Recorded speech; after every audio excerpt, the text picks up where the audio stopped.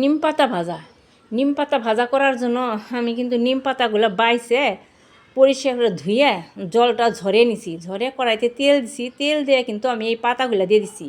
নিম পাতাগুলো দিয়ে এই নিম পাতাগুলো তেলের মধ্যে ভালো করে ভাজে নিতে হবে।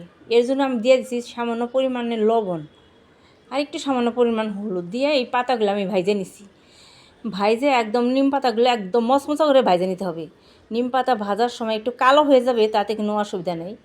এই পাতা যখন ভাজা হয়ে যায় একদম মচমচা হয়ে যাবে, তখন পাতাগুলো একদম আমি ঝুরা ঝুরা করে নেব। ঝুরা ঝুরা করে তারপরে একটু সরিষার তেল দিয়ে নেব। আবার সরিষার তেল দিয়ে পাতাগুলো একদম ঝুরা ঝুরা করে নিলে সবচেয়ে বেশি ভালো হয় খেতে। সামনে একটু নিম পাতা ভাজা আর বাটির মধ্যে একটু গরম ভাত নিয়ে এই নিম পাতা ভাজা দিয়ে খেলে কিন্তু অনেক উপকার হয়। আমার এই নিম পাতা ভাজার রেসিপিটা যদি ভালো লেগে থাকে পেজটি সাবস্ক্রাইব করে আমার ভিডিও দেখতে একটা লাইক করবেন।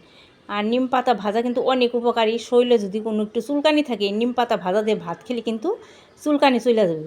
তারপর শরীরে যদি চুলকানি থাকে এই নিম পাতা বাইটে শরীরে মাইখে 5 মিনিট রোদের দাঁড়িয়ে থেকে স্নান করলে কিন্তু এই শরীরে চুলকানিও চলে যাবে। নিম পাতা কিন্তু অনেক একটা উপকারী জিনিস।